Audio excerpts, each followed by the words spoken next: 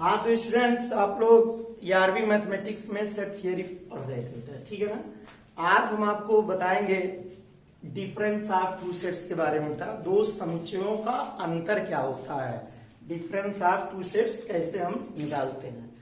यहाँ देखो बेटा, लेट कर लेते हैं कि माना ए एवं बी है ना, दो समुच्चय हैं।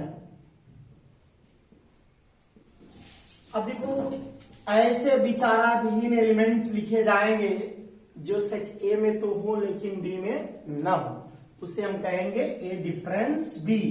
That is x is that x belong to A and x not belong to B. तो सेट ए में तो हो लेकिन बी में ना हो, ऐसे विचाराधीन समस्त अवयवों के समुच्चय को ए माइनस बी या ए डिफरेंस बी कहते हैं। बेटा, आप जैसे बेटा सपोज करो बी माइनस ए की जरूरत है तब, तो सेम उसी टाइप से बी में से ए का डिफरेंस लिया जा रहा है तो एलिमेंट होंगे जो बी में होंगे लेकिन ए में नहीं होंगे। X belong to B and x does not belong to set A. तो बी में होगा, ए में नहीं होगा। तो इन समस्त विचाराधीन अवयवों के समुच्चय को डिफरेंस ऑफ सेट्स कहते हैं। फॉर एग्जाम्पल के लिए हम लोग देखते हैं बेटा, सपोज करो सेट ए है 1 2 3 4 5 और बी सेट दिया बेटा 1 3 5 7 है ना। तो ए में से बी को हमें डिफरेंस लेना बेटा, ए से बी को घटाना है। तो पहले हम सेट ए के एलिमेंट को लिखेंगे 1 2 3 4 5 डिफरेंस ऑफ 1 3 5 7। देखो बेटा, जो बी सेट के एलिमेंट सेट ए में किसी तरह आए हैं उनको हम सेट ए से बाहर करेंगे बेटा, वही आपका ये डिफरेंस बी होगा। तो देखो, इसका ए 1 इसमें मिल रहा है बेटा, 3 इसमें मिल रहा है, 5 इसमें मिल रहा है। तो अगर हम 1 3 5 को इसमें से रिमूव करेंगे तो बचेगा क्या हमारे पास बेटा 2 4। ये ए डिफरेंस बी की वैल्यू होगी बेटा ए माइनस बी। इसका मतलब बी का वो अवयव जो ए में गया है, ए में से बाहर करेंगे तो जो एलिमेंट बचते हैं उसको ए माइनस बी कहते हैं। आइए इसका हम रेसिप्रोकल निकालते हैं बी माइनस ए। तो बी में से ए के एलिमेंट को हम निकालेंगे बेटा, तो बी का एलिमेंट है 1 3 5 7 माइनस ए में है 1 2 3 4 5। तो अब ए का एलिमेंट जो बी में आया है बेटा, देखो 1 3 5, इसको इसमें से बाहर करोगे तो आपके पास बचेगा क्या 7। तो ये बी माइनस ए का सेट हो गया बेटा। कभी कभी सिमेट्रिक डिफरेंस पूछते हैं बेटा, सममित अंतर समुच्चय क्या है, कि ए माइनस बी और बी माइनस ए का सममित अंतर समुच्चय क्या होगा। तो उसको हम लोग symmetric difference of two sets बोलते हैं। तो देखिए, symmetric difference of two sets कैसे निकालते हैं आप लोग।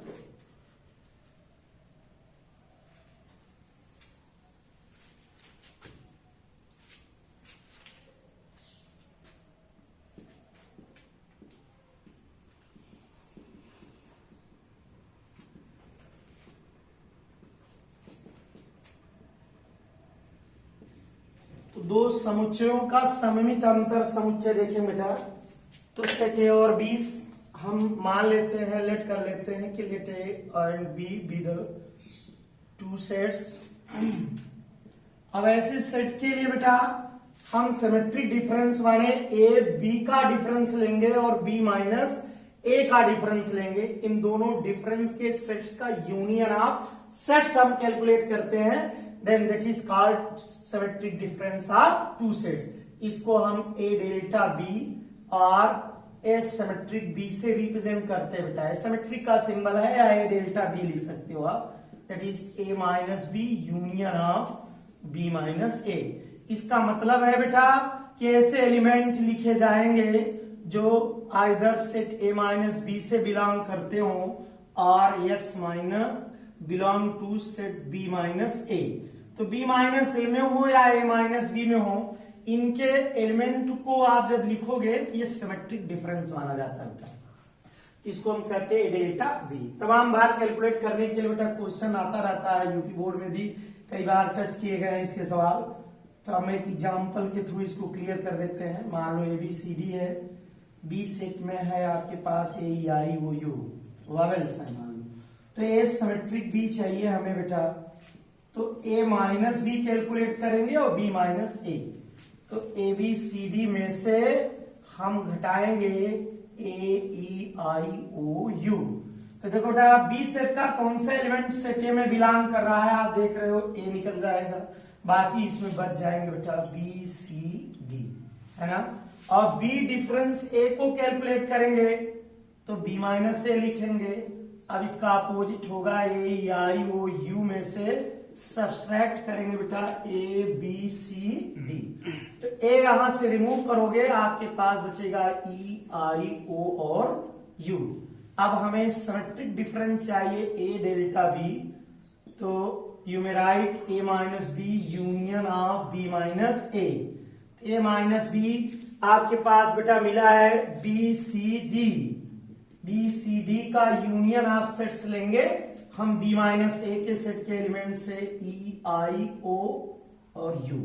अब इनको हम बेटा मिला देंगे, ज्वाइंट सेट लिखेंगे B C D E comma I comma O comma U, ये आपका जाकर के बेटा डेल्टा बी निकल आएगा, ठीक है ना। ये symmetric difference of two sets होता है। तो आपने समुच्चय का अंतर समुच्चय समझ लिया।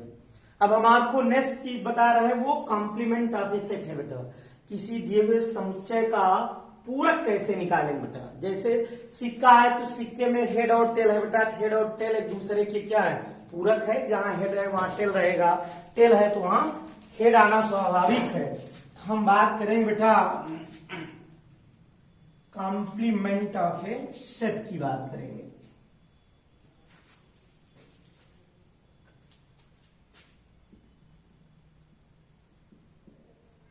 कॉम्प्लीमेंट ऑफ ए सेट, मान लीजिए सेट आपका ए है, let A be a real set है ना, तो रियल सेट की परिकल्पना करेंगे बेटा जिसमें कोई भी विचाराधीन एलिमेंट जो वास्तविक संख्याओं के समुच्चय से बिलोंग करता है वो हो सकता है। अब आगे देखते हैं कि अगर हमारे पास ए आपका एक दिया हुआ सेट है तो इसका जो डिफरेंस निकाला जाएगा बेटा वो किस सेट से निकाला जाएगा, तो इसके लिए हमें एक यूनिवर्सल सेट को एज्यूम करना पड़ेगा बेटा, परिकल्पना करना पड़ेगा। हम उसको मान लेंगे कि यहां एक यूनिवर्सल सेट है, यूनिवर्सल सेट जो है वो यू है, तो जब हम डिफरेंस निकालते हैं बेटा समष्टि समुच्चय से उस समुच्चय का, तो इसको कहते हैं कॉम्प्लीमेंट ऑफ ए सेट। तो कॉम्प्लीमेंट ऑफ ए सेट को ए डैश या एसी से डिनोट करते हैं बेटा, दैट इज यू माइनस ए, और सेट के भाषा में आप लिख सकते हो बेटा x is that x belong to U and x does not belong to set ए।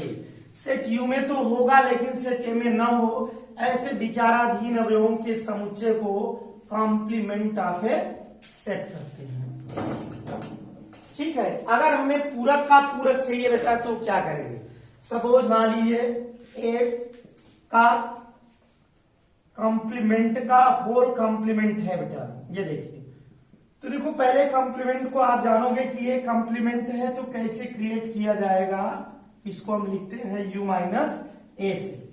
फिर इसका कॉम्प्लीमेंट जब हमें जानना होगा बेटा, फिर हम u से इस सेट को घटाएंगे, दैट इज u माइनस ए।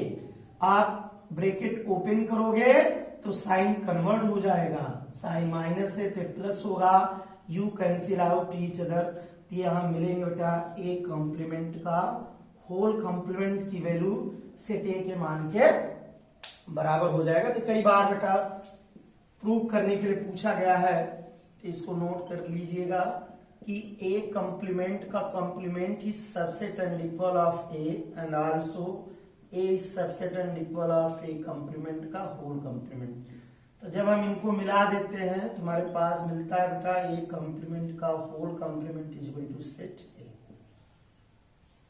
ठीक। एक बात और आपको जानना बेटा, जैसे हम सेट मान लीजिए कोई एक एग्जाम्पल के रूप में ले रहे हैं कि यूनिवर्सल सेट मान लो 1 2 3 4 5 6 7 8 9 10 तक है, मानो 10 तक का नेचुरल नंबर दिया है, और ए सेट है जिसमें इवन नंबर है, सम संख्या है बेटा 2, 4, 6, 8 और 10। तो हम जब इसका डिफरेंस करेंगे बेटा तो हमें कॉम्प्लीमेंट सेट में क्या मिलेगा कि टोटल नंबर जिसमें इवन और 8 दोनों है बेटा, सम विषम दोनों है, अगर इवन घट जाएगा तो क्या बचेगा 8 और 8 घटता तो इवन बच जाता है। तो आइए 1 2 3 4 5 6 1 10 में से सब्सट्रैक्ट करते हैं 2 4 6 8 एंड 10। जब हम इसको इसमें से रिमूव करेंगे बेटा हमारे पास ओनली 8 नंबर्स बचते हैं 1 3 5 7 9। देखो ये इसका कॉम्प्लीमेंट है बेटा कि अगर हम सेट ए को ए डैश के साथ ज्वाइन कर दें, मिला दें, सम्मिलित कर दें, यूनियन निकाल लें तो अपने यूनिवर्सल सेट के मान के बराबर पहुंच जाएगा। माने सम में अगर हम विषम को मिला देते हैं तो हमारे पास 1 से लेकर 10 तक के नेचुरल नंबर्स प्राप्त हो जाते हैं बेटा, ठीक है ना। तो बेटा एक एग्जाम्पल से इसको क्लियर कर रहे हैं और इस टाइप के तमाम प्रॉब्लम आपके बुकों में मिलेंगे। आप लोग इनका सिमेट्रिक डिफरेंस निकालिए, डिफरेंस का डिफरेंस आप ऑब्टेन करोगे। और एक नोट करके एक बात और समझ लीजिए इसमें कि मान लो कोई सेट का एलिमेंट है जो अपने सेट से रिलेटेड है, तो अगर सेट से रिलेटेड है तो कॉम्प्लीमेंट में नहीं होगा बेटा, क्योंकि कॉम्प्लीमेंट में डिफरेंस हो जाता है, घट जाते हैं, अंतर हो जाता है। दूसरी बात है कि अगर कॉम्प्लीमेंट में बिलोंग करता है it does not belong to set A. दो आप नोट्स याद कर लीजिए, वेरी इंपॉर्टेंट, ठीक। अब इसी से रिलेटेड है हम डिमॉर्गन्स रूल की बात करते बेटा। डिमॉर्गन मैथमेटिशियन था जिन्होंने सेट पर बहुत वर्क किया, इसलिए इनके नियम को डिमॉर्गन्स रूल कहते हैं। तो डिमॉर्गन के 2 रूल हैं, यूनियन और इंटरसेक्शन के सेटों का एक दूसरे पर कैसे वितरण करेंगे, कैसे डिस्ट्रीब्यूशन इनका होता है, उसको हम कहते हैं डिमॉर्गन्स रूल।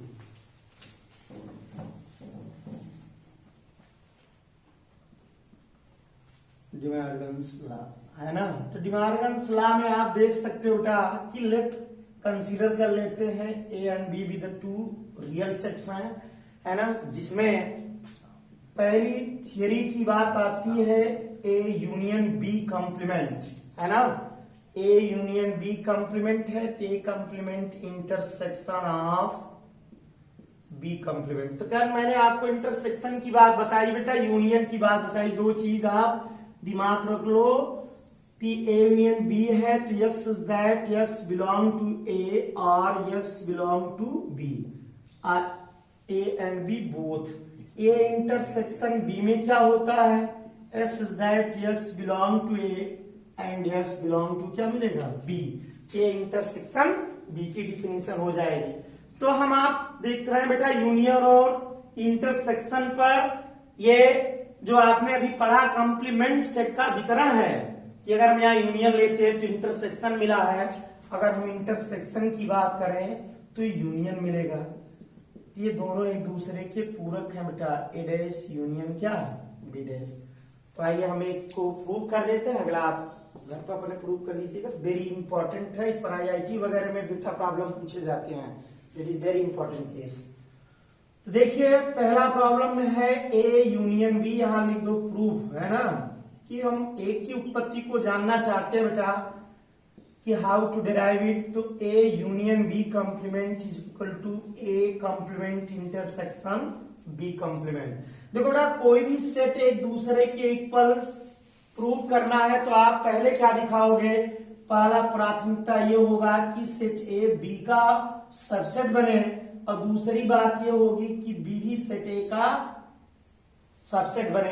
अगर ये दोनों एक दूसरे के सबसेट एंड इक्वल है तो सेट की भाषा में बेटा ये दोनों ही सेट आपस में क्या कहे जाते हैं, इक्वल सेट कहे जाएंगे, बराबर समुच्चय कहे जाते हैं। ओके, तो आइए लेट कर लेते हैं बेटा कि माना कोई एलिमेंट है जो x A union B complement में बिलोंग करता है।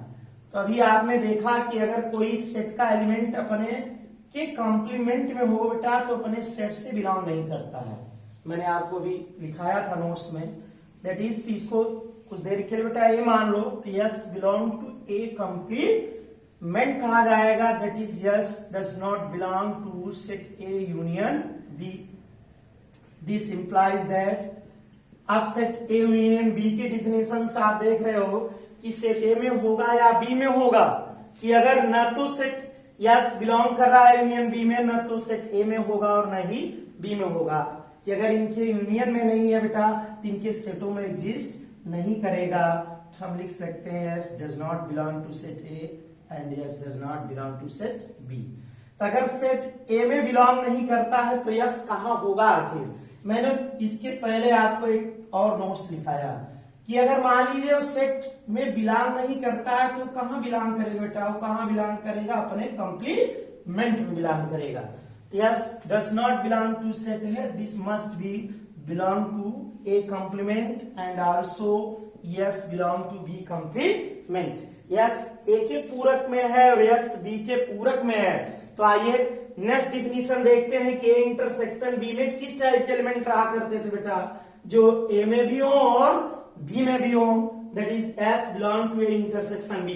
तो आप वही बात यहां अप्लाई करो, ए डैश को ए कंसीडर करो, बी डैश को बी कंसीडर करेंगे बेटा, that is x belong to A complement and x belong to B complement. This must be implies that x belong to A complement intersection B complement. तो देख लो बेटा, आपने left लिया है, आपको आरएचएस मिल गया है ना। अब कोई लड़का आरएचएस शुरू करता तो एलएचएस पे जाता, तो पहली लाइन ये लिखता, दूसरी लाइन ये लिखता, तीसरी लाइन ये लिखता, चौथी लाइन ये लिखता। इसको हम डबल इंप्लाइज दैट कहते बेटा, कि ये एक तरफ से सत्य है कि इसका रेसिप्रोकल भी सत्य है। पहले ये लिखें, फिर ये लिखें, फिर ये लिखें, फिर ये लिखें, तो आप डबल इंप्लाइज दैट बना लो। एक प्रॉब्लम है, आप इसको घर पर प्रूव कर लीजिएगा। सेम इसी टाइप से है कि x belong to A intersection B complement मानेंगे, फिर आपके पास स्टैंडर्ड डिफिनीशन इसकी लगाना है, उसके बाद आप मान रख दीजिए। ठीक है, तो आओ देखते हैं बेटा, आज हम वेन डायग्राम की बात करेंगे बेटा। वेन डायग्राम, स्विस गणितज्ञ जॉर्ज वेन ने सेट थियरी पर बेटा विशेष वर्क किया। इस समुच्चयों को हम बेटा सेटों को ज्यामितीय आकृतियों के माध्यम से कैसे रिप्रेजेंट करेंगे, इसके क्वेश्चन आईआईटी से लेकर के आईएएस तक की परीक्षाओं में पूछे जाते हैं। वेन डायग्राम से आप कैसे कैलकुलेट करोगे किसी नंबर को। ये नंबर किसी टाइप्स के नहीं होते, नंबर बहुत सारे टाइप के प्रॉब्लम पर आधारित है। जैसे मान लीजिए किसी लोकेलिटी में रहने वाले आदमी हैं, कुछ लोग चाय पीते हैं, कुछ लोग समोसे खाते हैं और कुछ लोग काफी पसंद करते हैं। मान लीजिए इस समुच्चय में नंबर आपको दिया है कि कितने लोगों का सेट है, तो उसमें मान लीजिए कुछ ऐसे लोग हैं जो दोनों पीते हैं, दोनों खाते हैं, तो ऐसे कितने एलिमेंट हैं जो मान लीजिए कुछ खाते हैं कुछ नहीं खाते हैं। इनकी संख्या हाउ टू डिटरमिन बेटा, कैसे हम ऑब्टेन करेंगे, उसके लिए वेन डायग्राम का यूज किया जाता है। तो that is very important point, Venn diagram.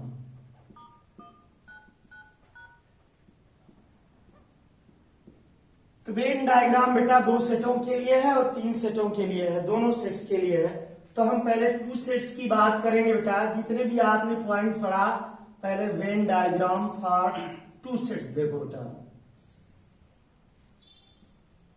Venn diagram for 2 sets, तो 2 सेटों के लिए वेन डायग्राम आप कैसे देखेंगे। मान लीजिए सेट ए है और ये सेट बी है बेटा ना।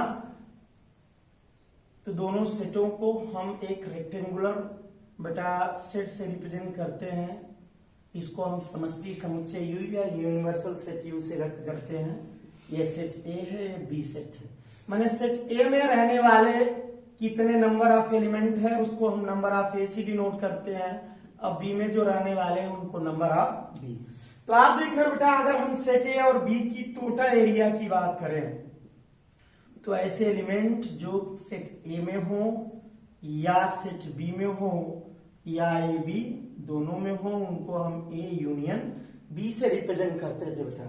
ये बीच के सेट को देखो जरा बेटा, ये ऐसे पार्ट हैं जो केवल ए और बी में है, दैट इज इनके इंटरसेक्शन में है बेटा। ये डार्कन एरिया जो दिखाई गई है बीच के पोर्शन को, इसको हम लोग जानते हैं ए इंटरसेक्शन बी के माध्यम से बेटा। अब ये और ये एरिया मिलकर के क्या बनती है, number of A union B. जो ए में हो या बी में हो तो इनकी एरिया को कैसे जानेंगे, बीच के एरिया बेटा प्रोहिबिटेड एरिया है, इस एरिया को हम number of A number of B दोनों की एरियाओं में कॉमन देख रहे हैं बेटा।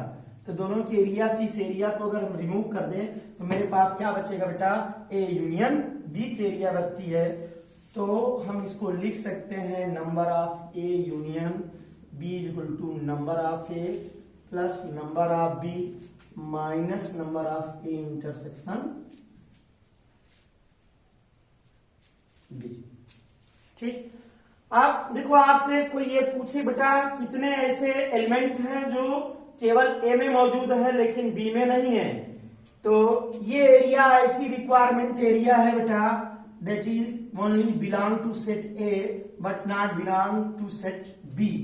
ये एरिया वो है जो केवल B से बिलोंग करता है, A से बिलोंग नहीं करता बेटा। तो हम इनको अगर जाने कि बेटा इस एरिया को कैसे निकालेंगे, तो आप चित्र को देखिए बेटा कि A को चाहिए B को नहीं चाहिए, तो सेट A की एरिया कहां तक है, देखो ये पूरा A की एरिया है बेटा। इस A की एरिया में ये जो नॉन रिक्वायर्ड एरिया है इसको हम क्या करेंगे, घटा देंगे, माइनस कर देंगे बेटा।